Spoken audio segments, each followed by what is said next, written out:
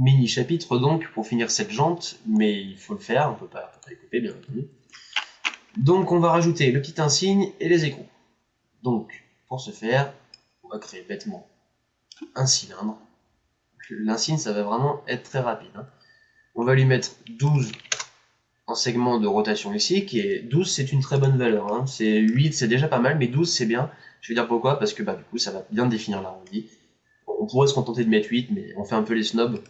On va y aller un petit peu avec un petit peu de définition. Et on va le rendre éditable dès maintenant.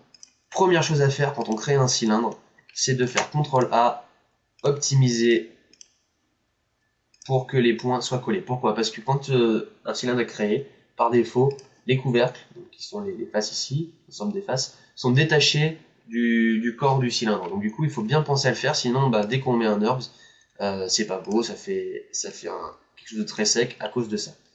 Donc du coup, on rend notre objet à peu près à la taille qui lui correspond pour venir se loger ici, donc là ça devrait être à peu près bon. On fait un groupe sur la jante pour pouvoir mettre aussi notre cylindre dans le NURBS, donc Alt G sur notre objet jante. Je glisse le cylindre ici, que je vais appeler insigne. Et puis là, on y va au couteau. Donc ça commence par une arête comme ceci, qu'on va venir ensuite sélectionner en boucle pour venir légèrement bomber la forme.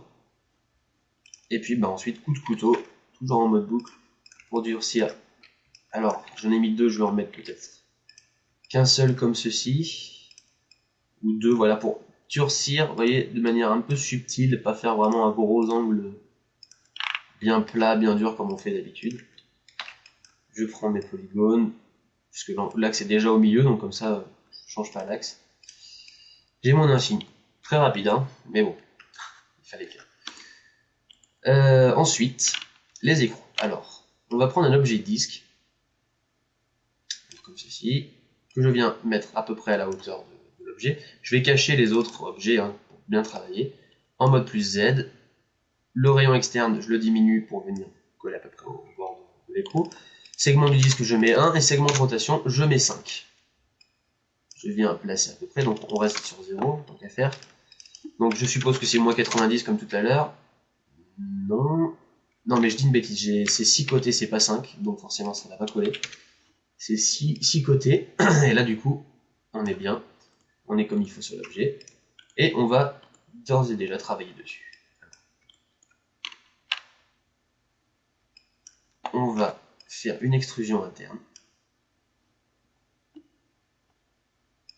Et en fait, on va rester, vous voyez que ça fait cylindrique à l'intérieur, enfin ça fait en cercle à l'intérieur, et c'est plus vicieux que ça en fait, puisque ça reste, enfin vous allez voir, on va le voir au fur et à mesure, la forme est un petit peu plus compliquée que ça.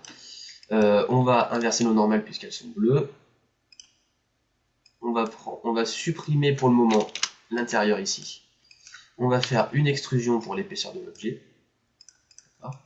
On va rajouter une ligne au centre ici, parce que ça fait un petit peu une sorte de pointe. Voilà. Et ensuite, on va venir... En fait, on va récupérer directement les points de cercle. Donc en section boucle, en cercle, on va récupérer notre ligne ici, qu'on va ramener vers là, et qu'on va diminuer de taille pour pouvoir travailler. Puisque maintenant, on va essayer, je dis bien essayer, de suivre un petit peu mieux l'arrondi à l'intérieur. En fait, si je m'étonne moi-même, en fait, on ne va pas travailler l'arrondi, on va juste le faire, puisque par défaut, normalement, si je le mets dans mon NURBS, je vais me faire un NURBS à part, comme ça je travaille là-dessus, c'est déjà arrondi. Je prends le problème à l'envers.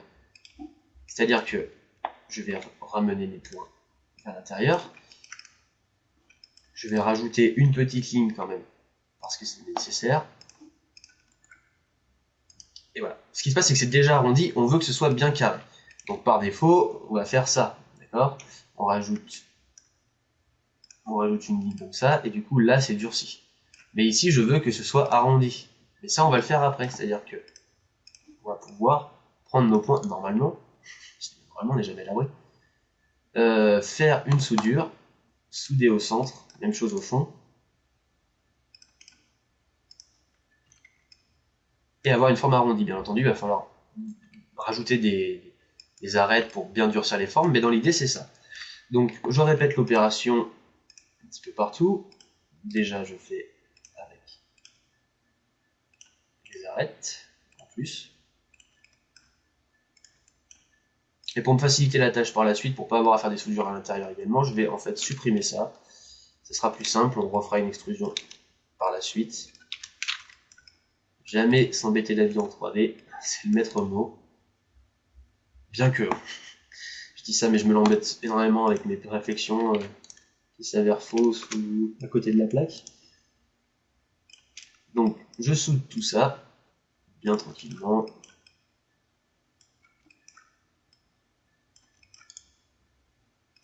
Hop. Donc je me fais clic droit depuis tout à l'heure, mais c'est vrai que, si je me rappelle bien, c'est MQ le raccourci, voilà, ça permet d'aller un peu plus vite. J'ai oublié en haut. Comme d'habitude. Hop, on resélectionne le contour avec la sélection par boucle, une extrusion à 0,1. On fait reculer tout ça, on réactive le NURBS et on peut travailler. Donc ce qu'on va faire, c'est qu'on va d'ores et déjà rajouter une arête ici. Vous voyez déjà, une forme arrondie, c'est mieux défini. Ensuite, on va venir redurcir celle-là, et du coup, on a une jonction encore un peu sale, mais qui est là. D'accord, on passe au rond. Et du coup, je viens durcir cela. Et ce qui manque, qui fait que c'est pas très beau au niveau de notre arrondi, c'est que très certainement ici, on a du coup des triangles. Vous voyez, il suffit de les fusionner avec un peu de chance. C'est pas de la chance, c'est que c'est beaucoup plus propre. Comme ceci. Non, pas MQ, c'est UZ. Je me trompe d'outil. Donc on le fait sur tous les triangles. UZ. UZ. On fusionne. UZ. Et UZ. Voilà, c'est déjà beaucoup mieux. Et puis ben, ce qu'on va faire pour terminer sur ce petit objet, c'est qu'on va sélectionner par boucle l'intérieur ici. On fait une extrusion, même à 0, hein, on va la laisser comme ça. On fait une soudure au centre pour avoir un fond dans notre objet. Et puis ben, on durcit, comme ceci. On remet notre vue, et là on se rend compte que l'objet, notre objet, l'écrou d'ailleurs, est plutôt bien placé, et on se dit, ah mais ça rend, le fond n'est pas assez proche. En fait non, c'est simplement que c'est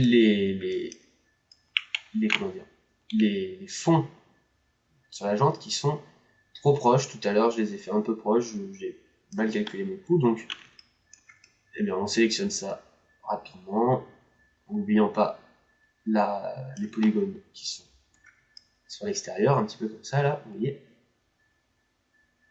Sélectionne bien tout. Ah, un petit peu trop là. Et là il y en a encore un. Hop. Courage, courage. On y arrive.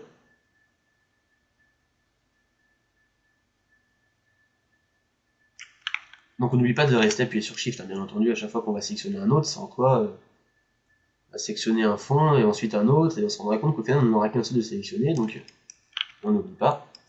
On active le NURBS pour voir un petit peu ce qu'on fait, et on recule suffisamment pour être juste en dessous, voilà, du fond de l'écrou. On va remonter légèrement pour pas trop venir obstruer, donc même punition. Je viens sélectionner, je vais tout sélectionner comme ça un petit peu à la sauvage pour faciliter, pour ensuite supprimer ce contour là. Je ramène un petit peu à l'intérieur et voilà. L'objet écrou on l'a, il va falloir le dupliquer et on va faire la même méthode que tout à l'heure, puisque en plus de ça ils sont inclinés, c'est-à-dire que là on a cette face qui est parallèle comme ça, l'autre va être en bas. Donc pour ce faire, on va venir en mode axe, donc celui-ci, on remet sur 0 et devinez quoi, on va faire la même technique que tout à l'heure, fonction dupliquer, et normalement, si vous êtes sur le même fichier, les paramètres sont les mêmes, Donc si je clique, magie, directement sans changer, il vient me refaire la même chose que tout à l'heure. Et du coup, nos écrous sont en place. Là, on a quelque chose qui ressemble à une jante. On va pouvoir passer au reste de la roue avec le pneu, grosse partie le pneu, et puis ensuite le reste des petits détails comme un semblant d'étrier de frein, on va pas se faire une modélisation complète, et un faux disque de frein qui sera juste un cylindre à laquelle on appliquera une texture plus tard. Voilà, à tout de suite.